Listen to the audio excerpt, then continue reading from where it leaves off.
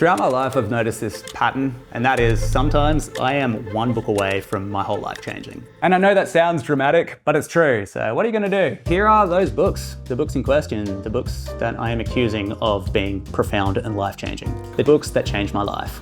Also, massive thanks to Shortform for sponsoring this. They are very relevant given their love of books. More on them later. For now, let's do the list. I reckon this is the position I've spent most time in my house. Really? Kitchen Confidential by Anthony Bourdain. This is the book that made Anthony Bourdain go from some guy to the guy. On the surface, it's a memoir with a whole bunch of wild stories, but dig a little deeper and it was a book about life. Oh God, let me be the 9 millionth person to say that about this book, but hear me out. It's funny, it's beautifully written, it manages to balance like a bit of arrogance with so much humility, it's got so much empathy, and there is just this consistent undertone of Anthony Bourdain's view on obsession. He doesn't consider obsession taboo. He considers it a calling, and if you don't follow it, what are you doing with your life? And I kind of love that, man. And you can see it in his life. Obviously, his life can also be treated as a cautionary tale, but it doesn't make this book any less brilliant. Honourable mentions in the Former Addict Writes a Masterpiece category. Russell Brand's Recovery. This is his modern interpretation of the 12 steps, and it was one of the books that really, truly helped me sober up and change my life in that respect. And Bird by Anne Lamott. The way she writes is just a feast, man. In terms of a life lesson from Kitchen Confidential, oh God, there are so many, but I guess if you zoom out from the book and look at what the book did for him. When that book came out, it was immediately a bestseller and it changed my life overnight. It just opened the second chapter and things just exploded. I mean, look at Parts Unknown, look at everything that he did for the world. It's wild. As for what he did for me, well, the way that this book changed my life is it really showed me what was possible, particularly as a former drug enthusiast. Ecstasy. I think after you engage in consistent self-destruction for quite a few years, you start to believe that certain doors in life have closed for you forever. No. Doing ammo. And Bourdain talks about this. That's such a disgusting photo. But then seeing how many doors just opened for him really just electrified me with the sense of possibility, not just for chasing big, ambitious, creative dreams, but for getting sober. So yeah, man, it's cheesy, but the future is so unwritten. Oh, yep, jackpot. Alrighty, all right. Next book, My Year of Rest and Relaxation by Ottessa Moshfegh. I am aware, literary nerds, that this book is a meme. I'm aware of the meme that if I like it, it's somehow a red flag, but I don't care, because this book is fucking amazing. So yeah, full apologies to the gatekeepers in advance for this one. If you don't know it, this is a book about a woman who wants to take sleeping pills for an entire year so she can just skip that year of her life. She's sort of in that dead zone between I don't want to live, but I don't want to die. And so her solution is just to dose up on as many pharmaceuticals as she can get. That is the premise. It takes place in New York in the year 2000, and oh my goodness, if you enjoy really good writing, you will enjoy this book. What I find Ottessa Moshfegh does incredibly well is she mixes her sentences between these like long, flowy, beautiful, image-dense lists, and then she just like snaps it back with this just one venomous bite of a sentence that just sums up something way complex in a couple of 1-cent words. Now, why did this book change my life? Well, basically this book reignited my passion for writing after I had finished writing my own book. So as you can imagine, once you finish a book, there's like a little part of you that's like, I never want to look at a word again. And yeah, I fell into that hole and I was like, oh, I'll get back into reading soon, but nothing really gripped me. And if it did, I was kind of like, oh man, I'm really like just not about freaking paragraphs right now. But then I picked up this, I read like the first line, which led to the second line, and in like 3 days, I had finished the whole thing and I was in tears. This is a brilliant read, and I don't care about the meme. I just think it's great. So life lesson from this one, I guess just because something is talked about in a certain way, or just because something is popular or has a sort of reputation that precedes it, doesn't mean you should write it off. It usually means that it's probably pretty good. I mean, if people are talking about it, there's gotta be some sort of magic in it, right? Usually. So if you're avoiding something for some sort of weird societal expectation reason, I don't know, don't. Way easier said than done, but yeah, it might turn out to be the thing that reignites that spark. This is a pretty big moment in my life. I am about to sign my second book deal with one click. Oh, done. I'm officially writing a second book. That's crazy. That's crazy. I'm not terrified. You're terrified.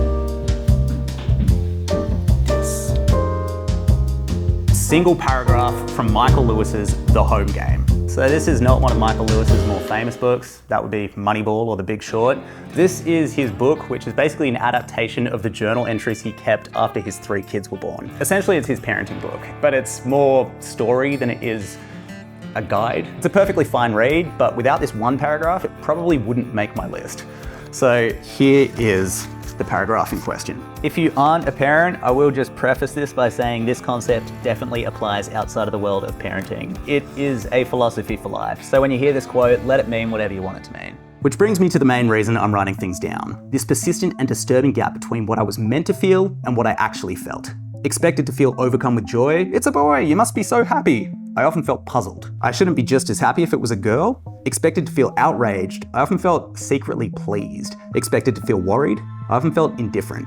It's just a little blood. For a while, I went around feeling a tiny bit guilty all the time. But then I realized that all around me, fathers were pretending to do one thing and feel one way, when in fact, they were doing and feeling all sorts of things, and then engaging afterward in what amounted to an extended cover-up. Translation, you have so many expectations about what parenthood is gonna be, and sometimes you might feel like you owe a moment a certain feeling, but if that feeling doesn't come, you feel guilty. For example, I'm holding my daughter and I'm looking at her and she's smiling, and I am thinking what I have to make for dinner that night. My expectation, this is meant to be a moment. The reality, oh God, can't believe I'm such a bad parent for not enjoying this. It's fleeting, it's gonna go. But then on the flip side, there's moments where she'll just like vomit all over like the clothes that I just put on, and for some reason I find it hilarious. And I don't know why, but I do know that that one paragraph really prepared me for so many of those moments, and I'll be eternally grateful for it.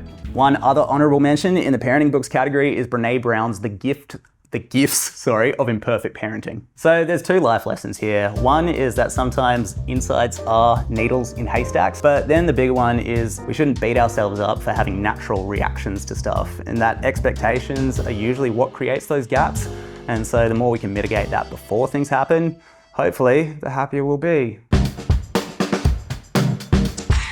So let's step outside the list and maybe address a thought that you might have. Damn man, these 10 books all sound great, but holy shit dude, I do not have the time to read all of that. Enter Shortform. They are a book summarizer, and they're also so much more than that. On top of the huge library that they already have, they've also got book guides and articles every week. And as a subscriber, you get to vote on what book that they'll condense and turn into a reflection next. If you like science books, they got it. If you like personal development books, business books, sociocultural books, autobiographies, whatever your freaking poison is, man. Recently, I read this book, Year of Yes. I wanted to read it in full, but I don't know, got a 1-year-old. What are you gonna do, sue me? It's a book by Shonda Rhimes, wherein she just says yes to everything for a year. With the little time that I had, I was not only able to read it, but reflect on it through this app. So yeah, man.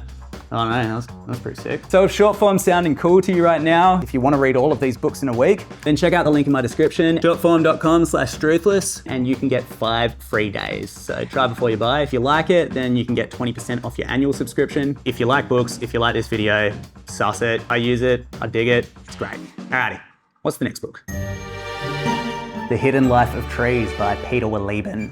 Pretty sure that's how you pronounce it.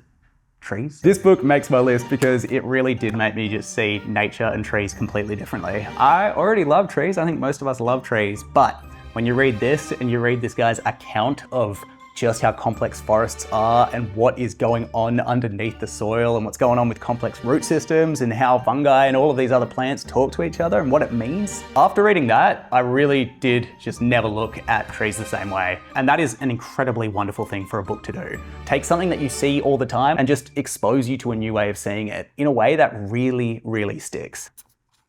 In terms of the I see the world around me different now category, that's what I'm calling it, a couple of honourable mentions include Tomorrow When the War Began, particularly if you're Australian, you don't ever see a bushwalk with your friends the same way after that, Zen and the Art of Motorcycle Maintenance, and The Book by Alan Watts. As for a life lesson from The Hidden Life of Trees, I would say it's every little thing in your life has the ability to blow your mind. And it's easy to get cynical when you see something every day and just to write it off as the background, but there's always something bigger going on. That's beautiful. I'm Glad My Mum Died by Jennette McCurdy. Most people have heard of it, but if you haven't, Jennette McCurdy, who played Sam from iCarly and did a bunch of other stuff, tells the story of her very traumatic childhood, and she tells it in brutal, biting wit. It's a story at its core about healing, and it's beautiful. What I think Jennette McCurdy does really well is details. She mentions specific ice cream flavors, what's on a billboard and what street it's on, or what specific Nintendo 64 game happened to be in the cartridge. And she does this where it flows with the action. She doesn't take out of the story to describe a scene. She just gives you the scene and she gives it to you in full color. And what this does is it really just pulls you into the scene so you're right there and you're feeling what she's feeling, and hopefully you feel how she does a little bit, I hope. And that's why I love this book and why it's on my list, because that book really did help me process a lot of stuff from my own childhood. Actually, after I was finished with it, I just felt so empty in a good way. It was a really cathartic read. And so I sat down at my computer and I decided I'd try type out some sort of story about my own life, which isn't something that I'd ever done before. And it's definitely not something I'm going to publish. It was really more just like a writing exercise to see how it felt. And yeah, it felt really, really amazing to do that. And that was all because I guess Jennette McCurdy had the bravery to not only do that, but then publish it and have everybody in the world read it. So that's wild. Honorable mentions in the witty and beautifully articulated trauma category. That's a fun name. Include The Anti-Cool Girl by Rosie Waterland, Squirrel Seeks Chipmunk by David Sedaris, obviously Perks, and Douglas Copeland's Hey Nostradamus. This is a confronting but beautiful read. So life lesson from I'm Glad My Mum Died is, all the stuff that hurt you, all the stuff that made you cry is also the stuff that might make you brilliant. So I really like that this is essentially a wider narrative about reframing. You can't change the past, but you can change what it means, which means you can change your future.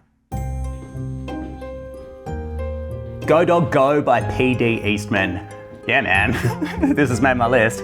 Now, on the surface, this might just look like a simple children's book. And I mean, it is. There are multiple versions. This one is for babies. There's one for slightly older kids as well. But dig a little deeper, and I would argue that this would be a contender for one of the most beautifully illustrated books of all time.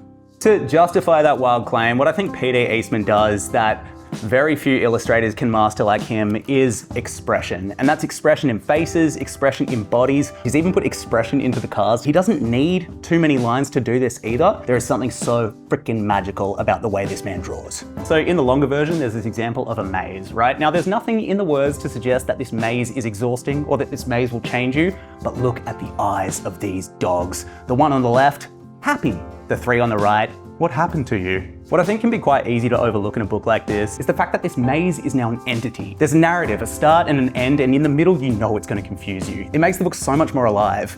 And these tiny little decisions, they massively informed how I feel as an illustrator. I'm aware that there are books that have deeper meanings than Go Dog Go, but to me this has an incredibly deep meaning. So, not to treat you like my therapist, but growing up my family moved around a lot, like a lot, and we were very transient, nothing was particularly consistent. But while my personal world just kept changing around me growing up, there are a few things which didn't. Books were a big one for me, and this particular book was the biggest. And I guess, I don't know, if I'm to really get deep, maybe the idea of these dogs who have to go reminded me of what we were doing.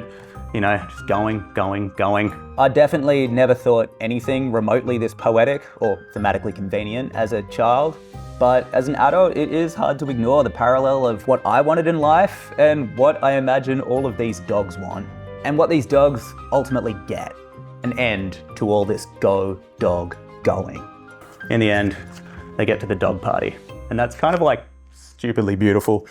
So yeah, maybe it's a book about a light at the end of the constant movement tunnel. But yeah, man, that's why I ended up with these tattoos. Fucking love them. My life lesson with Go Dog Go, it's a fun sentence to say, is that anything can mean anything to anybody. So there's this book called Understanding Comics by Scott McCloud. And in that book, he talks about this concept of abstract faces and projection. The more abstract a face is, for example, a simple smiley face, the more freedom we have to project anybody we want onto that character. I think books sort of operate in the same way that a blank smiley face does. What I make this book mean is different to what my mum makes it mean, different to what you make it mean, and different to what my daughter makes it mean when I read it to her. And that isn't just this book, it's everything in life. And this is the metaphor that I'd like to use to say that, but yeah, make your own meaning. Go Dog Go, gripping novel. So that's the list. I guess I should probably mention a book that really changed my life is my own book, Your Head is a Houseboat. Osher Günsberg called it the most important and accessible mental health book in a generation. Truly life-changing. So if you're into life-changing books, I don't know, check it out, man. If you are curious about Shortform, that link's in the description. Subscribe if you're new. Beyond that, chuck your books in the comments. Let's have some fun here. Alrighty, have a beautiful day. Catch ya.